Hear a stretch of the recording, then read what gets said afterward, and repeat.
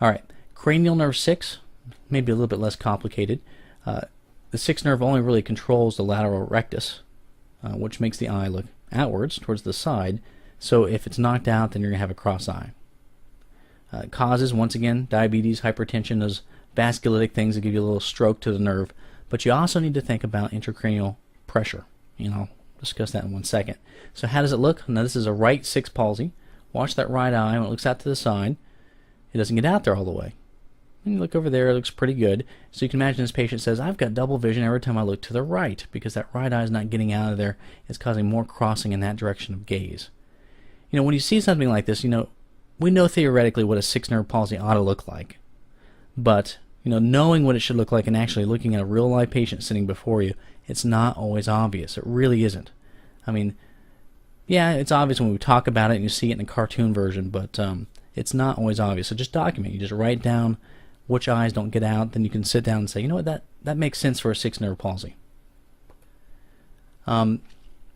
This drawing really is to serve one purpose, and that's one of the extra causes of a 6 nerve palsy is high intracranial pressure, or pseudotumor cerebri, or idiopathic intracranial hypertension, whatever you want to call it. But if you have high intracranial pressure, which is common, especially the fours, young women in their 40s or fertile, I guess the Fs, 40, fertile, obese. Women tend to be a little bit more commonly get high intracranial pressure. But anyway, high pressure around the brain affects the 6th nerve. And here's a theory why.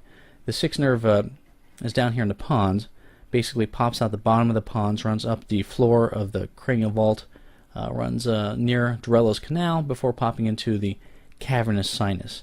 And one theory is that something about this turn right here, I didn't really draw it very well, but there's a almost 90-degree turn from this cranial nerve 6, because it's having gone way up here, then turn suddenly. Maybe there's something about this turn here, this 90-degree angle, that is very susceptible to pressure. Maybe pressure pushes the brain around, who knows? But something about this turn is one theory why high pressure seems to hit cranial nerve 6.